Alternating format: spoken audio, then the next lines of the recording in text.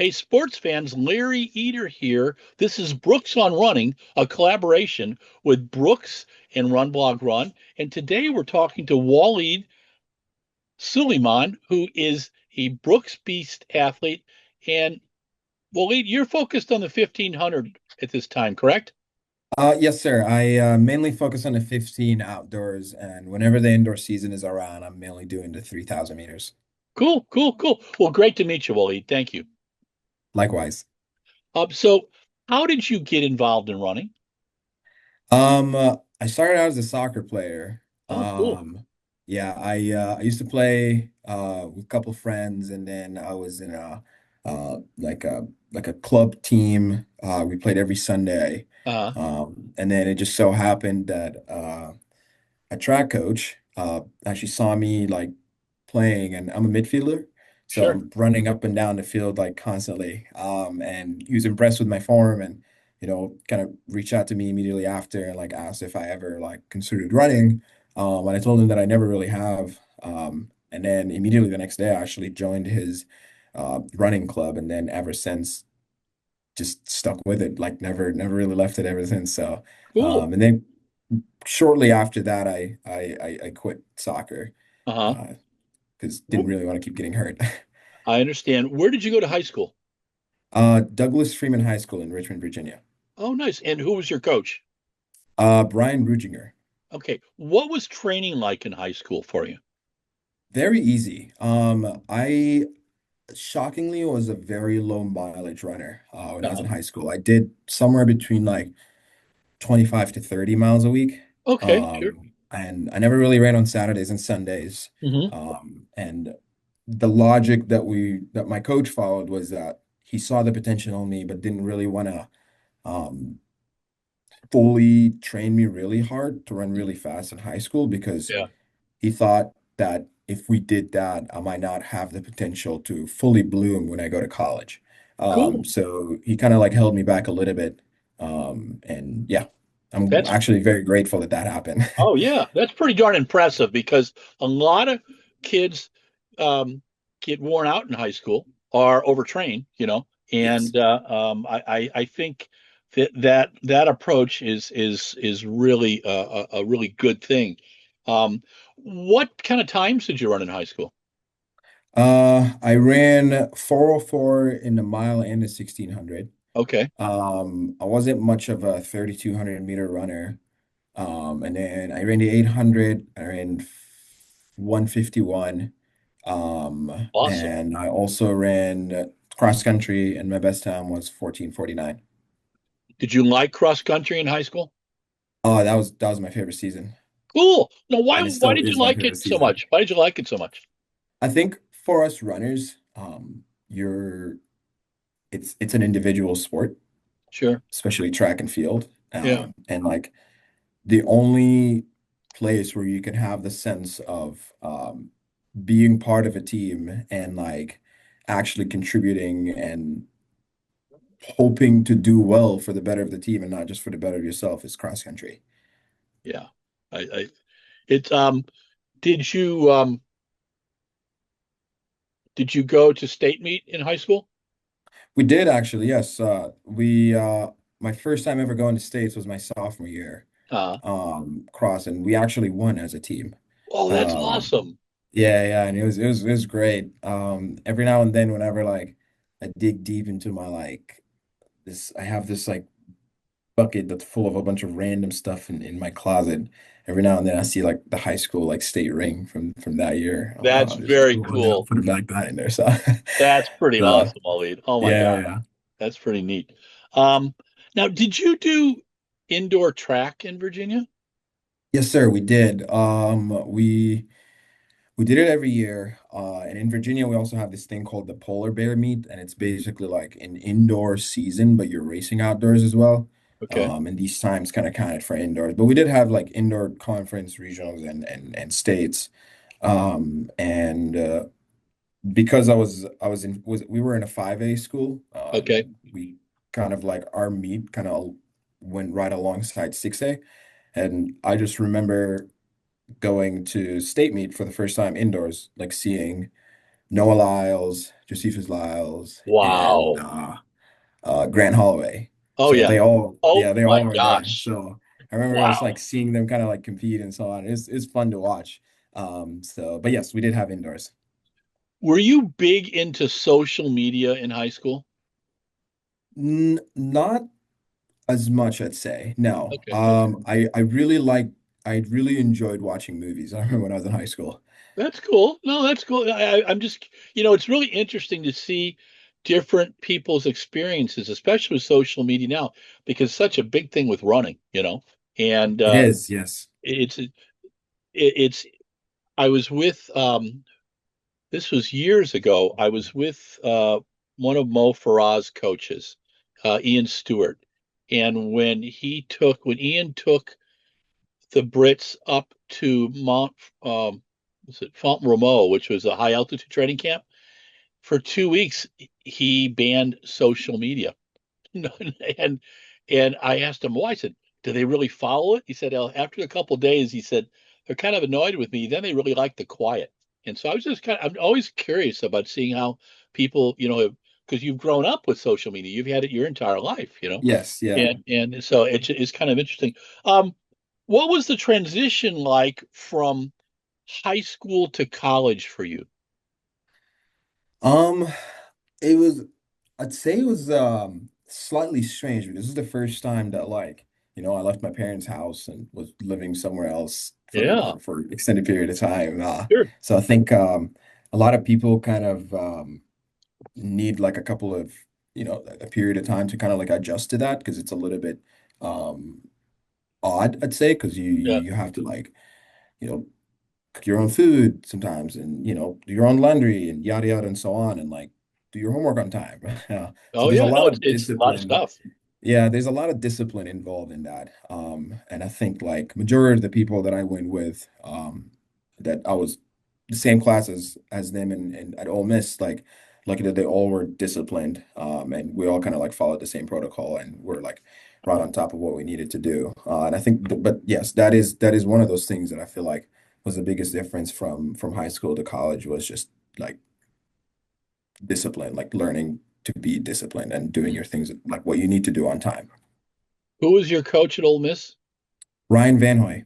Oh, okay, okay, okay. What Yes, years were he's you the there? coach at Cal Poly now. I Yeah. was there 2017 to 2021. Oh, cool. Okay, okay. All right, all right. Okay, yeah. Yeah, I know he's down at Cal Poly. I think Donovan Brazier's down there with them and a couple other kids, and he's coaching the pro. It's a good program. I like Cal Poly. One of the nice it was Division 3 when I was running, and then they moved to Division 1 because they were winning everything back in the '80s, man. And so they kind of moved themselves around a little bit. Um, what did you major in college? I majored in history and minored in Arabic. Oh, cool. Now, are you fluent in Arabic? Yes, I am. I am. That's awesome. I'm really, yeah. I work in the Middle East a lot. I go to the uh, Dubai Marathon and the Yeah. Ras Al Khaimah half, and it's like some of my favorite time of the year. I spend like 2 weeks over there. I do podcasts and stuff and get to go to the events. But the best thing is the food. I Yeah, love, it's great food.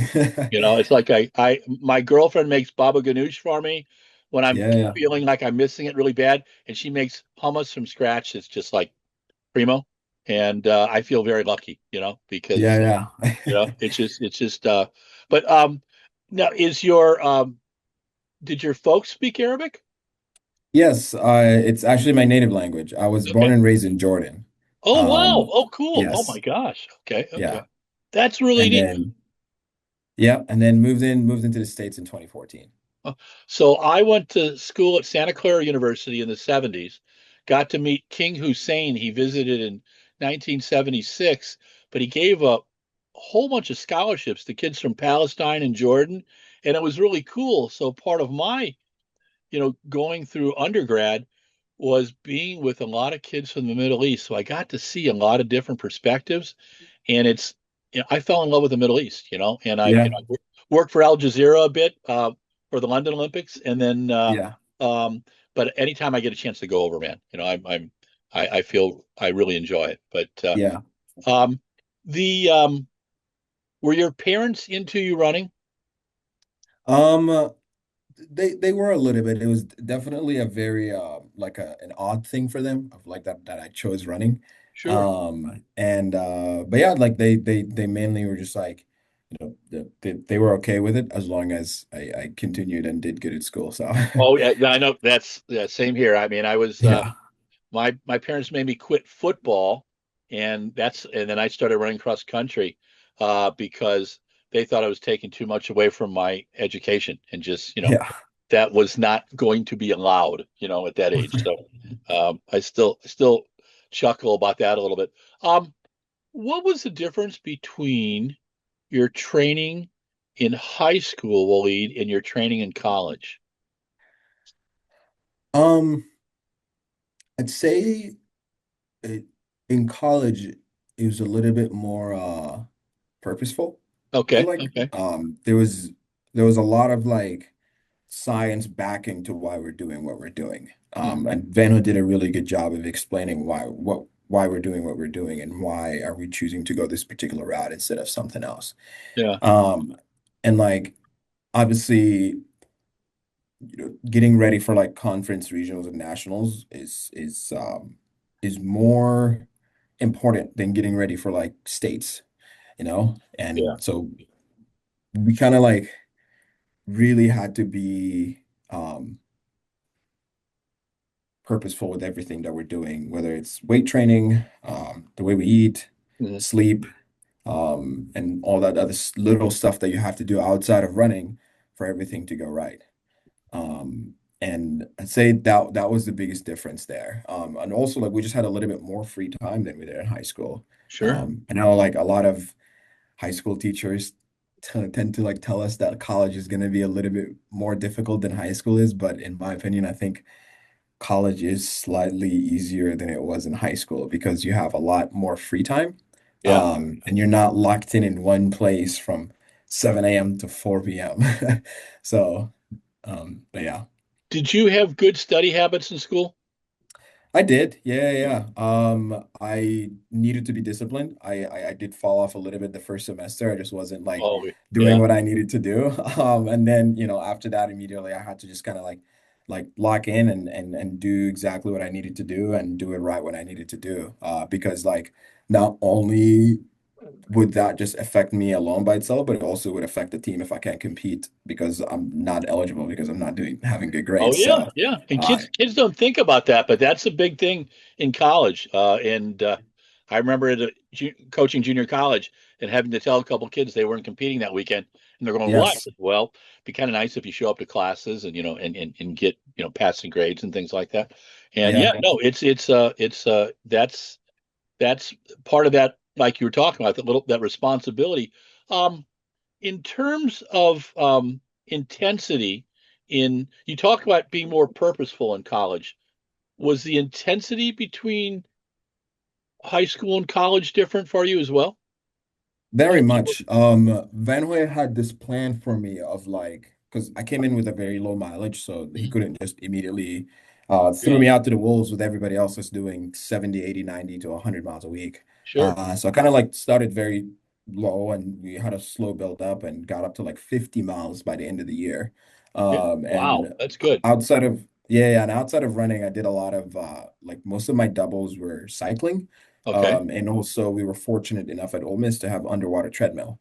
Oh, So I nice. do some of my runs on that as well too. So that was very, very, very helpful there. But then once we like, I got into my sophomore, junior, and senior years where like the mileage finally like started to rack up a little bit more. Wow. And then by the end of my sophomore year, I was at 70 miles. And then by the end of my junior year, I was actually touching like 85, 90 during Oh, cross wow. country. And then once senior year came in around because of COVID and all that stuff, we kind of like lowered down the mileage a little bit because for the fall season, there was no regionals or nationals. So I kind of just like Yeah. stuck to 80 miles a week around that time. But whenever we switched to the track for my, both sophomore, junior, and senior year, we stuck it at like 60, 65 and didn't really try to go higher than that. How did you handle the high mileage? Very well, actually, when I was at Ole Miss. We we're fortunate to have like we had like massage therapists that would, we'll get massage every Sunday. So that kind of like helped there. And Oh then yeah. our we had a lot of good like recovery resources at our training room over there. And we're lucky enough to have two trainers with us as well too. So that was really good. Wow. That's good. But yeah, so most of our mileage was like basically like Monday would do a lot of like double. Would be like 5 and 5 or 6 and 6. Tuesday Uh, would also be a double as well. So it's Wednesday, Thursday would be a single run, Friday would be a double, Saturday single, and then Sunday single. mhm. So there were a Did lot you of days in there where we doubled. did you train with your um, teammates every day, or did you have individual some days that were on your own? Uh, Every day, I would say we trained together, except we didn't meet for practice on Saturdays and Wednesdays. Okay. Those were on your own, and I Yeah. think legally you're supposed to do that with following NCAA rules. Yeah. So yeah, Wednesdays we would run on our own, and then it's kind of one of the days where like if you needed any type of like to run any kind of errands or like catch up on your homeworks and stuff like that was the day that we like tend to do that. And yeah, for me, like I still ran at like 8 a.m. I'll go do like an 8 mile run, and then later in the evening, I'll probably run with some of my friends and we'll do like a 4 mile double. What were your long runs like in college? So they range depending on the season. Sure. But during cross country, I never went anything over 18 miles. Okay. Okay. Wow. Yeah. Okay. Yeah. Yeah. Um, Yeah. the in college, what were your best times? Let's see. In the 800, I ran 147 flat. Okay. And then in the 15, I ran 336. In the mile, I ran Oh, 355. oh, cool. And then in the 3K, I ran 754. And yeah, that was it. Yeah, I didn't realize anything else. How did you like the 3K? Oh, I hated it in college. I did not like it. No, Yeah. it's Yeah. one of those things Oh where it's like, yeah. yeah, you're going as fast as you would in a mile, but it's as long as a 5K, if that makes Yeah. any Yeah. sense. Oh yeah. No. Yeah. No.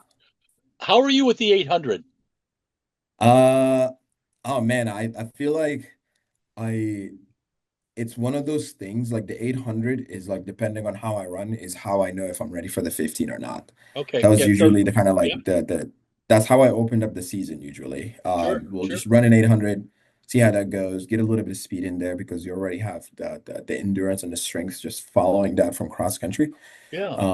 And then yeah, after that, like you're ready to go once you run the 800 and you're just ready to be in there in the mile and have the kick that you need to get to the finish line.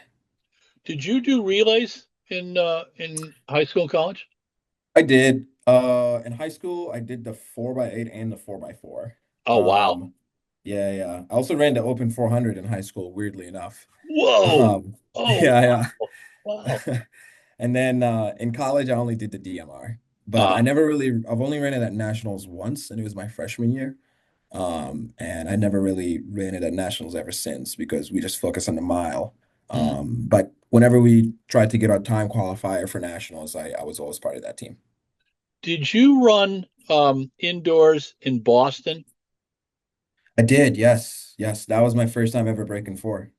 What I ask a lot of athletes this one, what is the magic of running racing indoors in Boston? I mean, I'm trying to figure it out as well too. So Yeah, you know, whenever you get the answer, let me know because yeah, to a me, lot of to athletes my love knowledge, it. Yeah, I mean, it's yeah, everything it's the from the people they're competing with, right, to just the expectation. What did you think it yeah. was for you? I think it was just like I remember when we got to Boston, the first time I ever was there was my sophomore year, and it was February. We went for the Valentine's invite. Yeah. And the night before, it was Friday night, we got to go to the track and to like watch some of the races. I remember Bowerman was like racing, and I don't remember what race exactly it was, but I remember the people that ran it. I know Evan Yeager was in there, Lopez Lemon was in there. Um, and I think I'm trying to remember who else was there, but those are the ones I fully remember. I just remember like a long train and they were running it.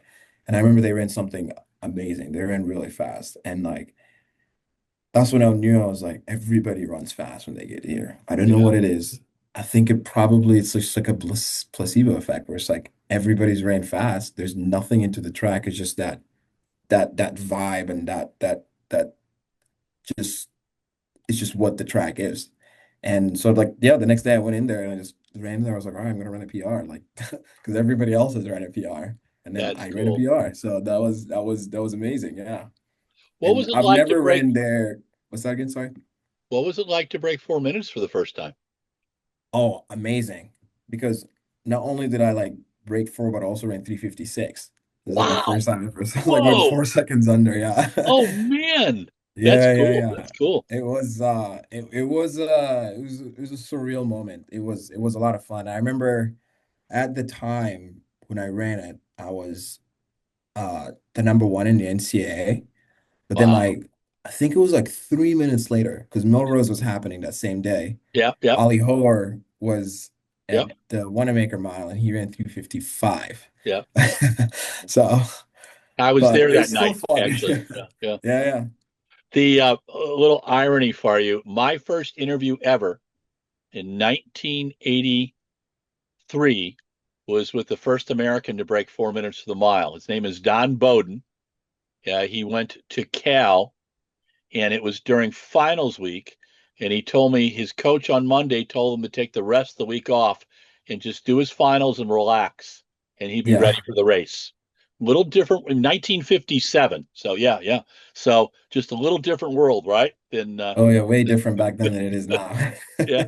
I know it's funny. I look at some of the shoes. I just received some pictures of Roger Bannister's shoes from the first sub 4 minute mile, and they look like golf shoes now. Yeah, It, yeah, it, yeah, it, yeah. it just it blows my mind in terms of the technology and everything like that too. What's your daily training shoe? So currently, and honestly for the past couple of years, I've been running in the Ghost Max. I love that shoe, man. That is a Yes. nice. Now, what do you do your quality stuff in? Hyperion Elites, Okay, okay, and okay. depending on the irradiation that is coming out. So right now we're on Hyperion Elite 5. Yeah, So that's kind of what I've been running with. And then obviously like there's been a lot of like, you know, looking at like prototypes and so on for like the next upcoming Hyperion. cool. What track spike do you use? So I use the Hyperion LDs long distance. Yeah, And I know like and those are my favorite. And I'm pretty sure, and I think they're yeah, the go-to spikes for most of the people here that do distance. And then the ones that run like the 800, they'll tend to run in the Hyperion MDs, middle yeah, distance. yeah. Um, the Are we going to see you do? Are you racing 800 still? So I have not raced the 800 with the Beast yet. Okay. I have done a couple time trials, and I actually Uh, did a time trial in May of this year. I did an 800 time trial at Albuquerque. And I ran 146.2, which converts to like 144, no, wow. 145.6, I think it was. Yeah. So Wow. Yeah, that's some serious congratulations. Serious thanks. running. Yeah, but it's not FT, so it's not like I'm just like, oh, it's time trial. I get it. I get it. Um, I want to know about how you went from college to the Brooks Beast. Can you tell us that story? Yeah, I'm sure anybody who's had the privilege to have the chance and the opportunity to go from collegiate to professional has shared the same experience as me. And it's just, you talk with an agent and with your coach and your whole coaching staff and stuff, and then trying to figure out what the best move for you is from there. And like, you do the shopping around and figure out where the best fit for you is. And it's really very, very similar to college, I'd say, of just Uh-huh. like, going on visits here and there, and trying to figure out what team or what group or what company is best fit for you. Sure. And like I really wanted to be part of a team because I very much value the idea of a team Sure. because I feel like on days when you're not really 100% going to practice, your teammates can make you up, get you up to like 100%. Yeah. So, and I found myself in that position before, and I know some of my teammates have also found themselves in that position before, and we just do our best by sort of lifting each other's up. And I really value that. And the Beast is like they're they've been around for a while. I love Danny's like training plan and like his mindset. He's very well knowledgeable about like body mechanics. And I feel like the rest of our coaching staff as well too. Like we have a trainer with us all the time, and I know not that many groups have the privilege to have a trainer with them 24/7, Yeah. and she's with us all the time, and she's amazing at what she does. And we have our assistant coach Julian, who's like at any given minute, if you need anything, he'll just like bam right on it, and he'll give it to you. And also our nutritionist, like we have a nutritionist with us all the time too, that you have access to whenever you want, 24/7, and like he's a good guy. He like he's very interactive with us, and he just like enjoys seeing us do as good as we could possibly do. And I just feel like there's a lot of support to the Yeah. beast, especially like being in Seattle as well too, is that the headquarters is here, and I'm Yeah. currently at the headquarters right now. Oh, So cool. Okay. yeah, Yeah. yeah. So and it's just like, we're interacting with all the employees, with all the higher ups. They know who we are on a personal level, and it's just it feels more of a family. Yeah. I think it's one of the things. I mean, my first time running in Brooks was in 1975 in a Brooks leather pin spike. And so I broke 5 minutes for the mile for the first time in those, and still think about those. And then, there's been so many amazing shoes coming to the Brooks line, but I've been up to Seattle several times, and when Jim Weber was there, I would come in and just go sit in the cafeteria and just work a little bit and just chat Yeah, with yeah. people. And it's just such a healthy environment. And but they really get into it's really funny because I've seen photos and just interactions. The folks that work at Brooks really are excited to see the Brooks Beast. And that's got to feel kind of cool. Yeah, they love having us here, and it was a no-brainer when I was shopping around trying to figure out where to go to. It just like Yeah. this felt like it was gonna be the right fit, and it is. Cool. Who's your agent? I don't have an agent. Okay, okay. I didn't know if you Yeah. did or not. Yeah, yeah. It's some athletes have found an agent-athlete relationship that works. Some have kind of said, I think I can do it on my own. And Yeah, yeah, uh, and we all started with agents, and yeah, you get to a point where like I've been lucky enough to be in the sport for a while, and yeah, I feel like I know my footings around it, and I know what I need to do, and how the professional life works for a professional runner. And it just decided that I could tackle this task by myself. And yeah. what is the training change for you from going to college at Ole Miss to now being with the Brooks Beast? I would say a little bit, it's very much similar to moving for me from like high school to college, and now like obviously college to like pro, is just that Yeah, like there's even more science and reasoning backing what we exactly do. yeah, yeah, And yeah, like it feels in a way where like the notch kind of just turned a little bit even more. yeah, Because now only like, we have a lot even more free time. Like we don't have school, so you don't have to do homeworks and all that stuff. Like your free time is for you to recover and get ready for the next day. sure. And I feel like in college we kind of like, yeah, you needed to figure out like sleep, you needed to do like nutrition and yada yada, but like you didn't really have somebody to kind of like guide you to how you're supposed to do this like in a good Yeah, and healthy manner. yeah, And I feel like as a pro, like we have all these like resources of people who've like committed the past couple years of their life to like fully understand how to do this right. sure, And now they're giving us that knowledge. And like that was the part that I felt was like a little bit more different than collegiate running there is to professional running. And sure. like obviously right now, like there's no like conference regionals, nationals, conference region, national, conference region, nationals three Yeah, times a yeah, year. It's a yeah, little bit more like a relaxed environment. You have the chance to just train and then race. Where like I felt like in college we did a lot of like you race into shape, yeah, then you yeah. get in Oh shape and no, then you're right. race. You're right. Yeah. You're with Danny Mackey too, and I've known a lot of coaches in the 45 years I've been covering the sport.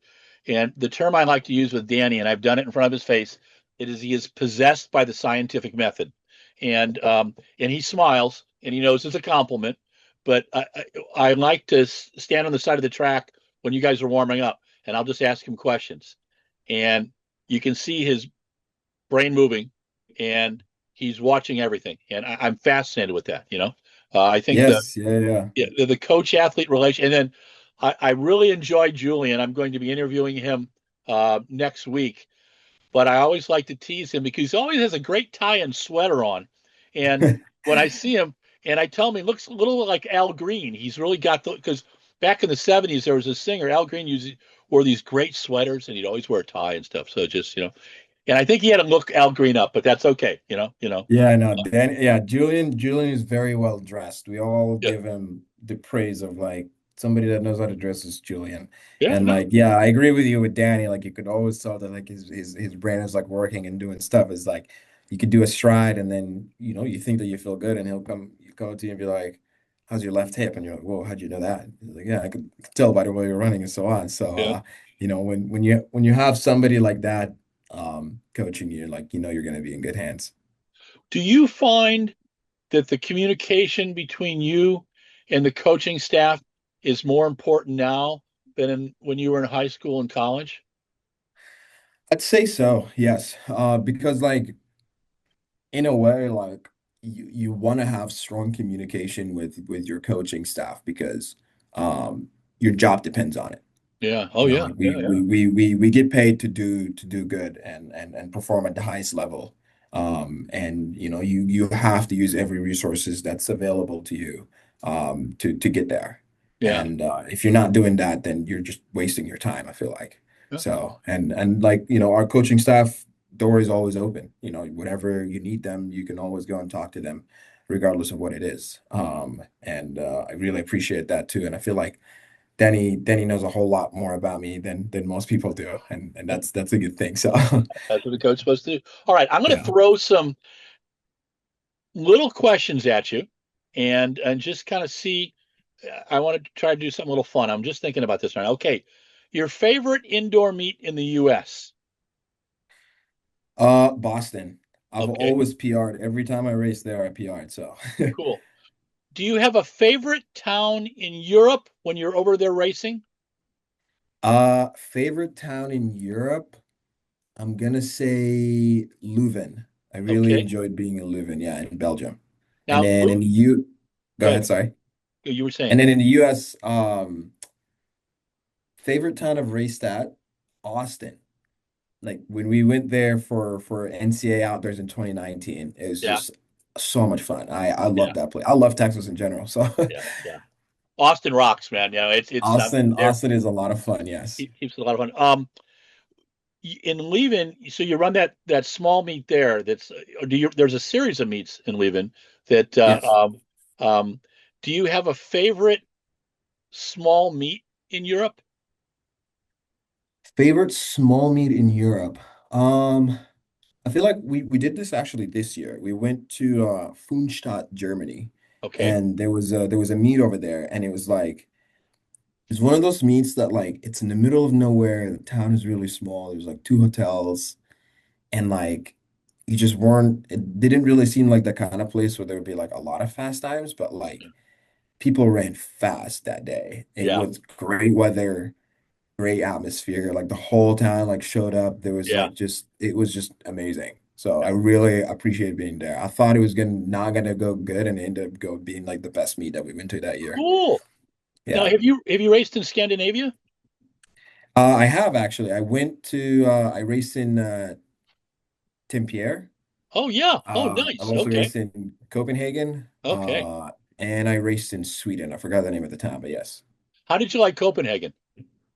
Oh, I loved Copenhagen. Yeah. Oh, it is the food is amazing there too. Yes. Yeah. Yeah. No, it's really fun. They bring me in for they have a big half marathon, and Yes. I've gone there for a couple, and it's I go out for my walks, and I'm amazed how many bikes you see, and it was the first time I had driven an electric car because they're really big on that over there too, Yes.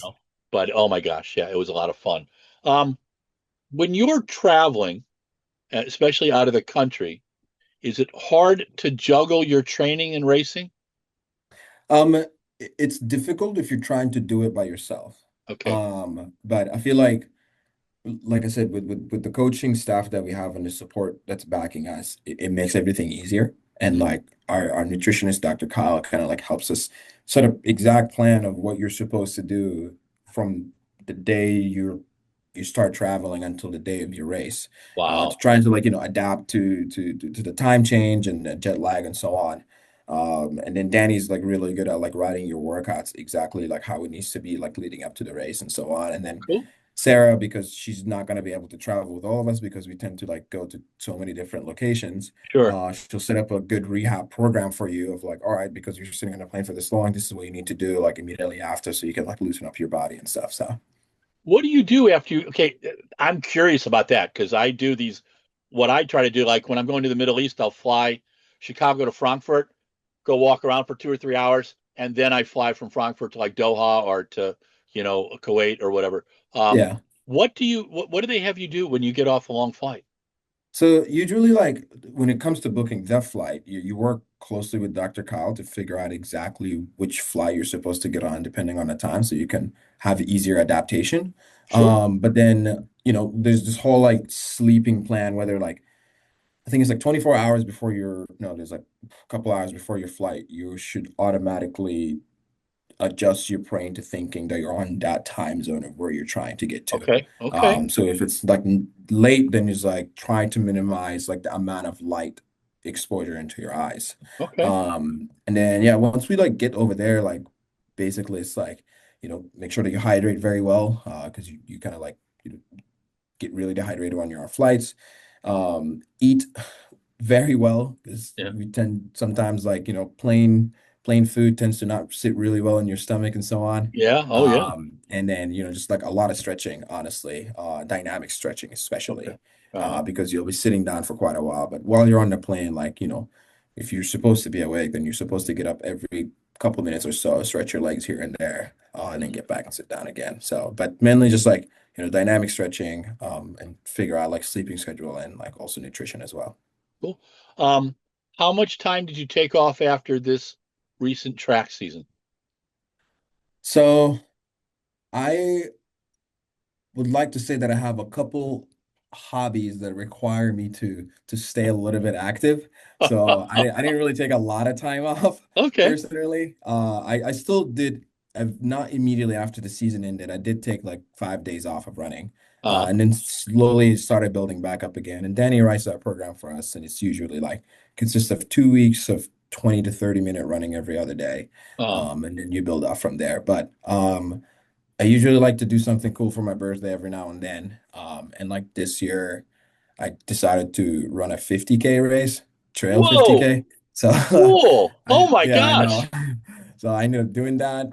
And then like obviously I like to go on road cycling trips as well too. So I did a Oh, couple of those nice. here and there.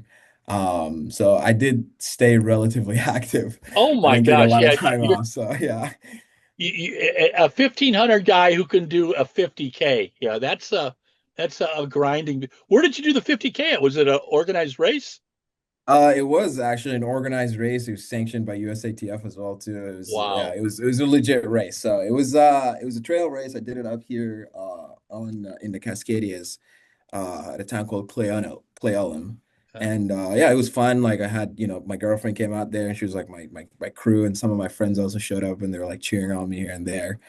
So it was a blast. It was so much fun. that's And then awesome, like man. That's yeah. really cool. That's really cool. Yeah, and my legs were absolutely destroyed. And then immediately the next Oh, day, I yeah. was like standing on my legs all day, like fishing with some of my friends down a river. So, Did you ever run a marathon? no, that was the first time. So Man, yeah, I've wow. never ran anything more than 20 miles till then. Wow. Yeah, we used to do I would do a 50K like 5 weeks before a marathon. Uh, just to kind of get me over the distance and just keep it pretty mellow. But Yeah. yeah, it's a challenging distance, man. And I raced it a few times and I got to tell you, oh, yeah, it's one of those it's like going from my college coach or it was my high school coach. He wanted me to try the 10,000. I had taken third in a mile that day and he goes, "Oh, there's a 10 tonight. I got you signed up." And I go, "What's that?" And he goes, "Oh, it's 25 laps." And I said, "What do I do?" He goes, with 2 laps to go, I'll tell you to do something." So Yeah. I just kept looking over at him going, and at first it didn't feel that fast, right? Because you're comparing the mile to the 10. Yeah. And then you're getting about 21 laps and you're going, yeah, I'm really getting tired, man. I'm really so you're going from the 20 mile to a 31.6. That is Yeah. that's a God experience. It it keeps it fun. Um, so are you back to full training now, or just kind of starting up? Yes, yeah, I've been back to full training. This is week 5 of working out, I think right now. Cool, We like obviously like right now I'm supposed to hit somewhere between like 60 to 65 miles a week, and I think we'll be building up to 80, 85 cool. by the end of this year. And yeah, I won't be most of our teammates are racing cross country on December 6th down in Portland. Yeah. But I won't be participating in that this year. Okay. Mainly just gonna be like focusing on indoors and trying to like get good time and hopefully make the world indoor team. Where will I see you indoors this year? So I haven't set a plan with Danny yet on when we're gonna like start. Uh, There's been a little bit of talk that we might race here in our backyard at UW yeah, I like on that track. January Yeah, 17th. Yeah, yeah, it's a very good track. And then we talked a little bit about I think we're definitely gonna go to the sound running meet cool. at JDL, which is a brand new track, and I think That everybody's looks really really excited. cool. Yeah, I just saw Yes, some of the yeah, stuff yeah. on that, and Jesse does a great job. Is the team with Sound Running is really they're a lot of fun. Yes, he does. Yes, yeah, you're correct. And then yeah, we might also go to Boston at some point in the Good. middle over Okay. there. So we're not exactly sure yet, but Danny will set a good plan for me. All right. Well, I'll send him a note so I can find out what your guys' racing schedule is because I'd really Yes, like to sir. come and say hi. And Waleed, you have survived almost 50 minutes with me, and you're still breathing and everything. So congratulations. But It's been a pleasure. I really enjoyed this. thank you. No, it's really a lot of fun. Well, I've seen you race. I've got pictures of you racing. I've got YouTube stuff, but it's like, um, I love to, observe athletes and stuff like that, but I learn more through a conversation like this. And thank you again. I really, really appreciate it. And what we'll do once my producer gets done with this, I'll send you a link, but I'll also pull some clips from it. And I think I'm going to do a clip about the 50K because, that one, that was awesome. And Yeah, not that many 1500-meter runners are out there running that 50K is on the trail really during their cool. week And you're off. still breathing and talking. So that's really good stuff. But this is Larry Eater with Run Blog Run. This is Brooks on Running with Waleed Suliman, and he is a Brooks Beast athlete focused on the 1500. Sometimes he has to do the 3000. Sometimes he has to do the 800, but really focus on the 1500 of the mile. Waleed, thank you so much for your time today. Thank you so much, Larry. Appreciate It it. was